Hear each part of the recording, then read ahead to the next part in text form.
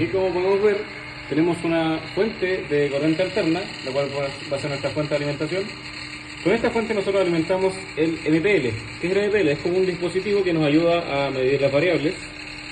Acá usamos la regla de los colores. Línea 1 azul, línea 2 negro, línea 3 rojo y línea 4 el neutro. Entonces acá podemos ver que entra directamente al MPL.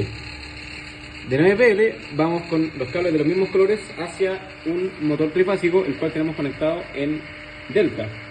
Acá como podemos ver, los cables blancos son los que hacen la conexión delta. Entonces desde nuestro MPL vamos directamente hasta nuestro motor trifásico. Desde el mismo dispositivo, el cual es el MPL, nos vamos a un módulo de cargas receptivas, el cual tienen estas magnitudes: cable rojo, línea 3, línea 2 y línea 1, tal cual como lo hacíamos en la fuente de corriente alterna.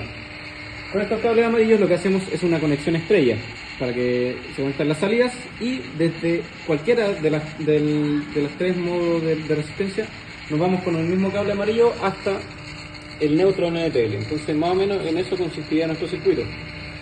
Para poder medir las variables, para poder corregir el factor de potencia, vamos a necesitar tres variables, la cual es la potencia activa trifásica, la potencia reactiva trifásica y la potencia aparente trifásica, que es esa la tenemos que calcular. Bueno, como podemos ver aquí, nuestra potencia activa trifásica vendría siendo 126 watts. Las potencias de línea nos interesan saberlas. Y luego nuestra potencia reactiva vendría siendo 370 VA reactivo. Ahí va cambiando, pero necesitamos un valor fijo. Bueno, ya con los datos que medimos hace un momento, esta vendría siendo nuestra potencia activa trifásica, que son 126 watts. Nuestra potencia reactiva trifásica, que vendría siendo 370 VA reactivo.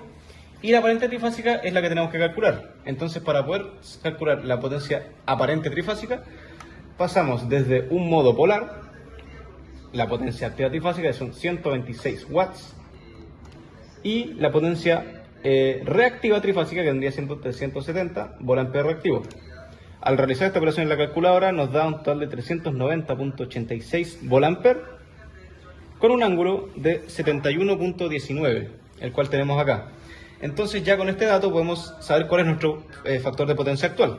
Para eso tenemos que sacar con la función coseno, sacamos con el ángulo que tenemos ahí y nos da un total de 0.32. Ese es nuestro factor de potencia que tenemos actualmente, y nosotros queremos corregir este factor para llegar a un 0.97. Ya con el factor de potencia que queremos obtener, lo que tenemos que hacer es determinar nuestro ángulo futuro. Para determinar nuestro ángulo futuro usamos la función arco coseno y ponemos dentro de nuestro factor de potencia que queremos obtener, y nos da un total de 14.06 grados. Ya con este valor tenemos que sacar nuestra potencia reactiva futura. Para esto usamos la función tangente. Acá estamos usando trigonometría. Usamos la función tangente, nuestro ángulo futuro, por nuestra potencia activa trifásica. En este caso sería 126 watts. Esto nos da un total de 31.55 VA reactivo. Luego necesitamos nuestra potencia reactiva capacitiva trifásica. Para esto necesitamos nuestra potencia reactiva trifásica, que son 370 VA reactivo, la cual medimos, menos la potencia reactiva futura, que son 31.55, y esto nos da un total de 338.45 VA reactivo.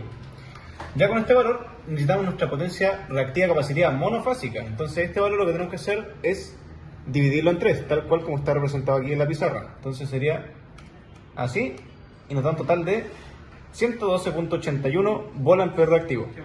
Ya con los datos que tenemos, empezamos el procedimiento para sacar el valor de nuestros condensadores que necesitamos para corregir el factor de potencia. Entonces nuestro primer dato que tenemos que sacar es nuestra reactancia capacitiva, nuestra XC. En este caso sería nuestro voltaje del condensador al cuadrado, partido por nuestra potencia reactiva capacitiva monofásica, que es la que calculamos hace un momento. Entonces sería XC igual 380 al cuadrado. ¿Por qué 380? Porque nuestros condensadores están conectados en delta. Como están conectados en delta, su voltaje va a ser de 380 volts. Caso contrario, sería en estrella, que serían 220. Pero nosotros estamos trabajando en delta, entonces serían 380 volts al cuadrado, partido por nuestra potencia reactiva capacitiva monofásica, que serían 112.81.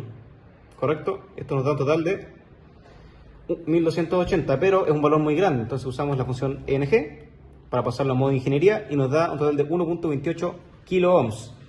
Esta es nuestra reactancia capacitiva. Ya con este dato podemos sacar el valor de nuestros condensadores que necesitamos para corregir el factor de potencia. Entonces, la fórmula para sacar los condensadores es 1 partido por nuestra omega, nuestra velocidad angular, que es 2πf, por nuestra reactancia capacitiva. Entonces acá empezamos a reemplazar los valores. 1 partido por 100π. ¿Por qué 100? Porque nuestra frecuencia son 50 Hz, que es la frecuencia que estamos usando en Chile actualmente. Entonces serían 2 por f, pi. Entonces serían 1 dividido de 100π por 1.28 kilo ohms, que es lo que calculamos adelante. Esto nos da un total de 2.48 microfaradios. Esto es solamente para una fase. Entonces lo que tenemos que hacer para que sea para las tres fases, multiplicar este valor por 3. Sería 2.48 micro por 3. Esto nos da un total de 7.44 microfaradios. Entonces estos son los valores de nuestros condensadores que vamos a tener que usar para corregir el factor de potencia. Ya, como podemos ver aquí, para corregir el factor de potencia vamos a usar un módulo de condensadores, el cual tenemos conectado en paralelo, con una conexión delta con los cables amarillos y alimentados por la fuente de alimentación por fase. Entonces, una vez encendimos este equipo, pudimos sacar nuestra nueva potencia activa trifásica, que son 125 watts, que en comparación del anterior bajó solo 1. La potencia reactiva trifásica, que en este caso, bueno, antes nuestra potencia reactiva trifásica era 370 VA reactivo y ahora bajó claramente a 12 VA reactivo.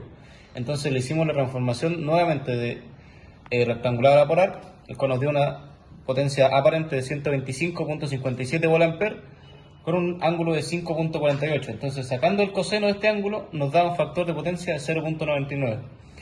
No nos va a dar exactamente igual que el factor de potencia que queríamos sacar. Nos pasamos un poco. ¿Por qué? Porque los condensadores no tienen todas las mismas magnitudes. Entonces, por esta razón, nos da un factor de potencia de 0.99.